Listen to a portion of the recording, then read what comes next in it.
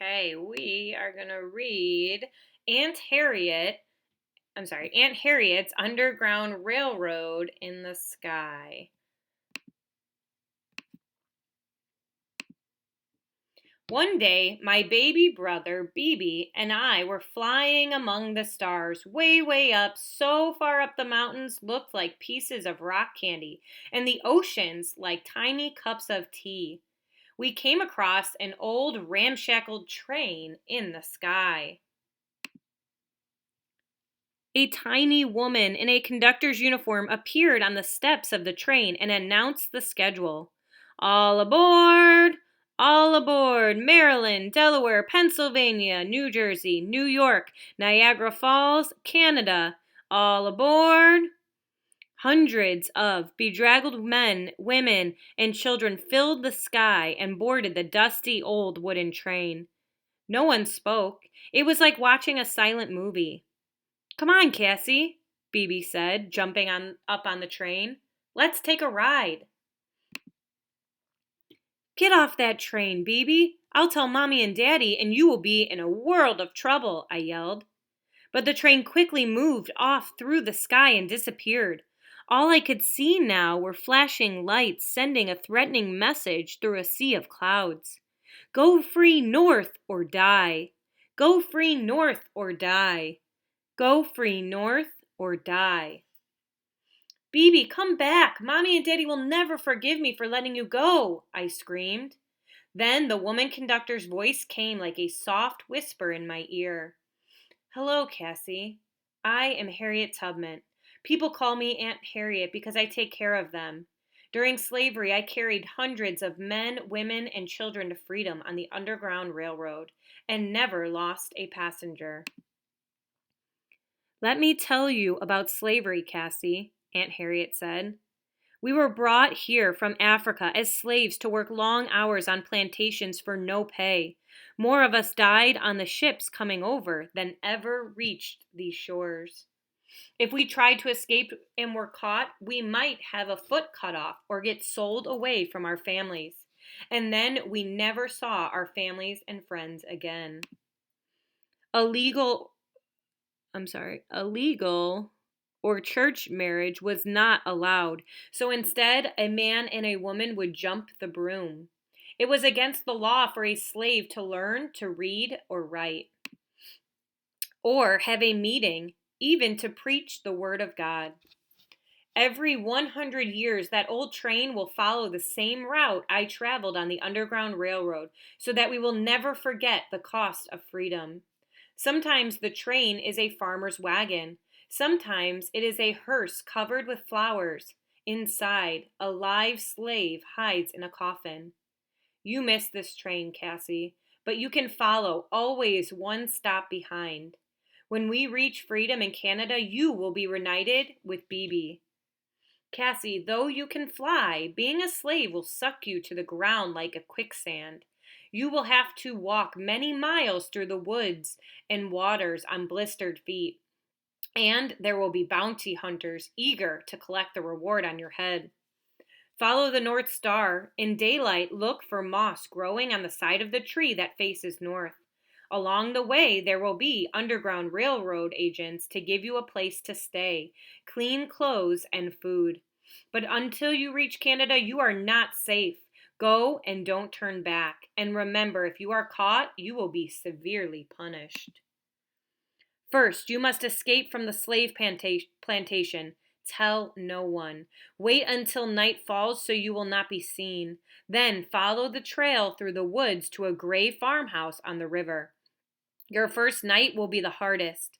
Listen carefully to the song of the birds. When you are in danger, their song will become screams that only you can hear. Then you must stop and head in the opposite direction. When you lie down to rest, you will hear me sing the old spiritual, Go down, Moses, down in Egypt land. Tell, O Pharaoh, let my people go. Let me lullaby you to sleep. When I stop singing and you hear the birds scream, wake up and move on. I reached the gray farmhouse on the river. I slept in the farmer's attic, and it was scary and dark. Cobwebs hung from the ceiling like gray ghosts, but the farmer and his wife were very kind. There was a note under the pillow. Dear Cassie, I am very frightened, but I am a big boy and will not turn back. Love, Bebe. Then Aunt Harriet's voice came like a gust of wind. Follow the river north until you reach a clapboard house with green shutters and red brick chimney. There will be a blind railroad agent who will ask you to sing a song. You will sing Go Down Moses, way down in Egypt land. Tell O Pharaoh, let my people go. She will give you food and a place to sleep. By nightfall, you must be on your way through the woods. I found Bebe's baseball cap floating in a swamp. It was worn to shreds. I squeezed the mud out of it. Leave the cap, Cassie, Aunt Harriet's whispering voice said. Go on to a weather-beaten framed house with a star quilt flung on the roof. If you don't see the quilt, hide in the woods until it appears. Then it is safe to go in. On the next night, follow the road to the bridge several miles away. I traveled through the woods and the swamps. I was cold, wet, and very hungry, but I could not turn back. When I reached the bridge, I hid in a graveyard on a hill overlooking the river. It was there I found Bebe's toy soldiers and a set of his baseball cards buried alongside the grave of a boy, Bebe's age. I was too afraid to cry. I lay awake till I heard Aunt Harriet's familiar whisper. Wait for a railroad agent disguised as a gravedigger. He will say, I bring you a ticket for the railroad. Now the tears came streaming down my cheeks like rain. I would see Bebe soon, soon, soon.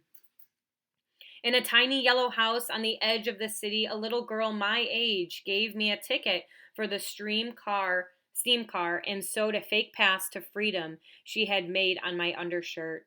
It read, Cassie Louise Lightfoot, free born in New York.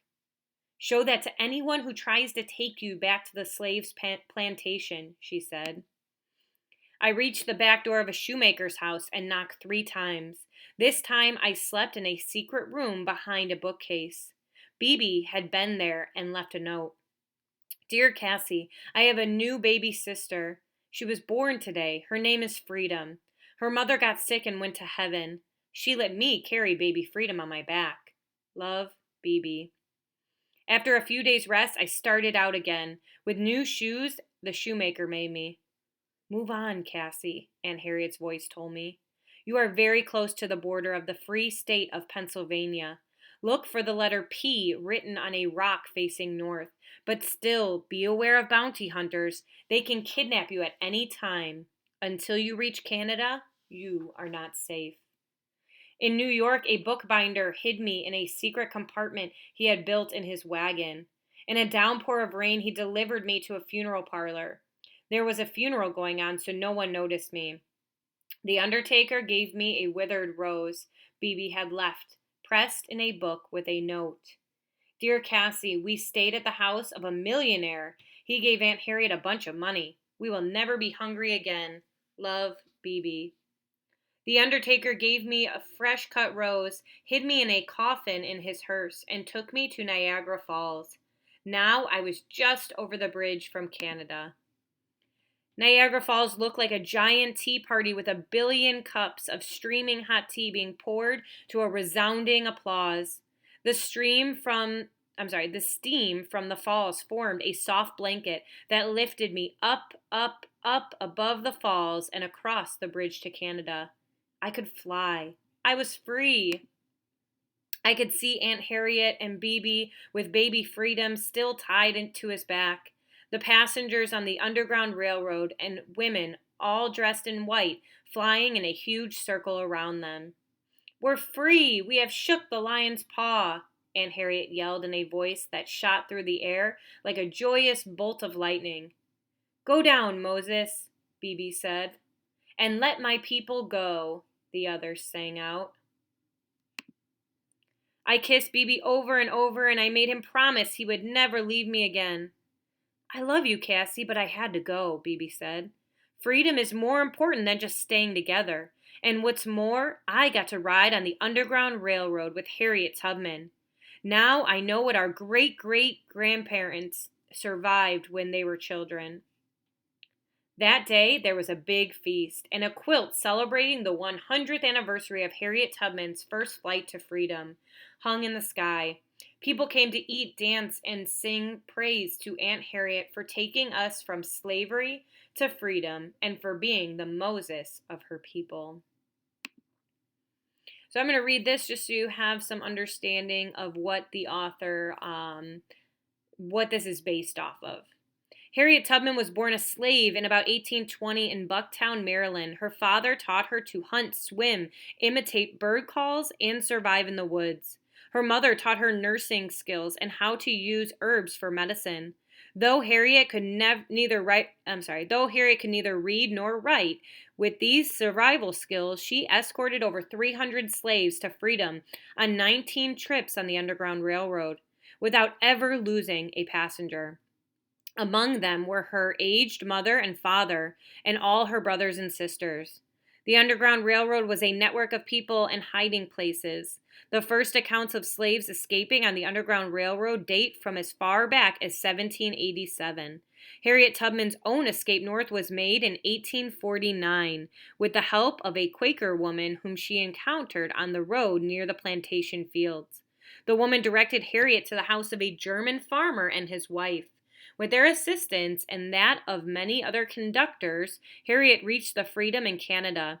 She returned to become a conductor herself, guiding groups of slaves north to Pennsylvania, New Jersey, and New York, then to Canada, where the government refused to return former slaves to their American masters. She traveled mainly at night, sang songs as signals to other people, and carried a pistol to defend herself. Slave traders placed bounties ranging from $10,000 to $40,000 on Harriet's head. As a young girl, Harriet was gravely injured when she was struck by a weight thrown by a slave master. The injury left her marked for life and caused her frequent blackouts, which could last anywhere from a few seconds to several hours. This strange malady persisted throughout her life, but never diminished her courage and impeded her victorious fights to freedom. While ill and near death, she had strange dreams of flying to freedom, with an aid of a circle of ladies dressed in white. In Aunt Harriet's Underground Railroad in the sky, I used this dream as well as the slave custom of throwing a quilt over the roof of a house for good luck. For its visual clarity, the route by which Harriet Tubman took her passengers to freedom forms the structure of the book. I used some of the actual stops or stations, though not the exact persons or conductors. The real conductors were white sympathizers, freeborn Negroes, and escaped slaves, many of whom were women. They embraced every religion and none. Some important conductors were John Fairfield, who belonged to a Virginia slaveholding family and who posed as a slave trader; the Quaker Thomas Garrett, who ran a station in Wilmington, Delaware, known for comfort for all who could reach it; William Still, a coat merchant freeborn in Pennsylvania; Gerrit Smith in New York, a millionaire philanthropist; Stephen Myers, a Negro book publisher who kept records of escaped slaves; and the Reverend J.W. Logan, who himself an escaped slave. On the Western escape route and went through Cincinnati, Ohio, Levi Coffin, a Quaker, helped more than 3,000 slaves to freedom. When runaways got as near to the border as Rochester, New York, Susan B. Anthony and Frederick Douglass, also a runaway slave, in 1838, assisted them in making the fast jump to Canada. They called Canada the Promised Land by slaves. So if you look here at this picture, you can see the routes that people were taking up to Canada. During the Civil War, Harriet Tubman served as a nurse, a spy, and a commander of intelligence operations in the Union Army. She was unique in that she commanded forces of men, both black and white, and was never captured. Nonetheless, she was denied a war pension, although she did receive a war widow's pension when her husband, Nelson Davis, died in 1888. So here are some other books you can read to continue learning about Harriet Tubman. Go ahead to Seesaw and continue your work for today.